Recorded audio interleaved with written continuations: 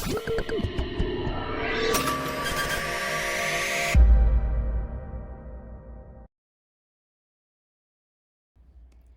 guys, and welcome to this week's weekly EO Byte. This week I'm going to turn it over to Mike, who is one of our sassy engineers, and he's going to be covering browser isolation. As always, we'll see you guys next week, and we hope you enjoy the video. Thanks for the introduction, Michelle. Hello, this is Mike Mullen, one of the SASE engineers here at Elite Ops, and today I want to cover browser isolation with you. Browser isolation is an integral part of Zscaler's cyber protection capabilities. Cloud browser isolation can essentially make browser-based attacks a thing of the past. With browser isolation, your web page is open in an isolated containerized environment in the cloud, delivering a pixelated stream of the page to the user. Doing this basically nullifies any attack that uses active malicious content like malicious JavaScript or malicious ActiveX controls. Why is this important?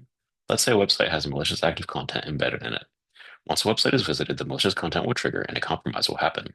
By enabling browser isolation, the malicious content never reaches the end user. A quick explanation of how this works. When a user tries to go to a website, a policy directs that traffic to an isolated containerized environment where Zscaler is running a Chromium browser. The website is ran there while proprietary Zscaler engines deliver a stream of pixels back to the user. Now that we've covered what browser isolation is, let's dive in and take a look at creating a custom isolation profile and how we can use policy to isolate traffic. Let's start with isolation profiles. To get here, I want to navigate to Administration and select Browser Isolation. Once in here, we'll want to hit the Add Profile button to create a custom profile. Tab 1 is for general information. We'll want to start by entering a name. Also in this tab, you can enable turbo mode, which can be turned on to improve isolation speed and performance. Tab 2 is the company settings tab. Here you can choose to use the recommended pack or your own pack. Additionally, you can enable debug if you'd like to collect logs of your browser isolation activities. Tab 3 is the security settings tab. This tab allows you to choose what actions can be done in isolation, such as copying and pasting, transferring files, printing, or etc. Tab 4 allows you to select what regions to apply isolation to. And tab 5 is the isolation experience tab. Here you have a few options as to what will happen during your isolation session, such as which isolation banner to have, and also if you'd like to enable watermarking, what this does is it will display a watermark while you're in your isolation session.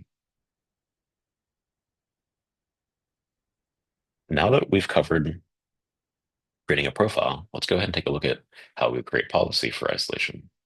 We'll navigate to policy, URL and cloud app control. In the URL filtering policy, we'll want to hit add URL filtering rule. In here, from policy, we can set the rule order. We can create a custom name for the rule. We can enable or disable the rule. We can choose which URL category to apply it to. A common use case of browser isolation would be to isolate miscellaneous traffic.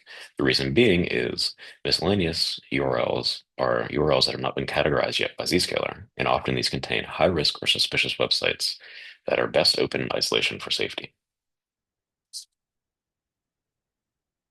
And here we get a little more, we can get a little more granular with who we want to apply this policy to, whether we want to make it for specific users or departments.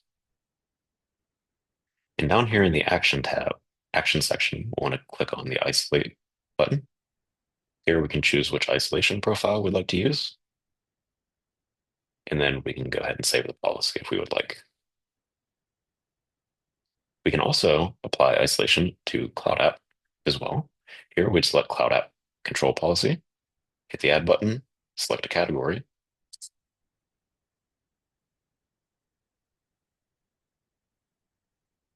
And just like URL, this is where we're able to get a little more granular in our isolation control. We can set the rule order, we can name it, enable it, choose which applications we'd like to specifically isolate. Down here we have the action section, choose isolate, and again, we can choose which profile we'd like to apply. One final and powerful tool I'd like to point out, Zscaler AI-powered cloud browser isolation. We took a look at granular policy creation and isolation profiles. To simplify this and take the guesswork out of what should and should not be isolated, Zscaler came up with an AI-powered solution. To get here, we'll want to come over to Policy, select Secure Browsing,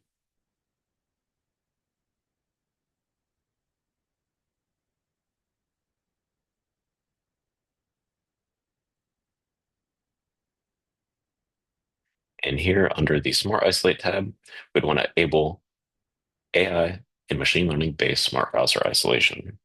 This is a one-click isolation deployment.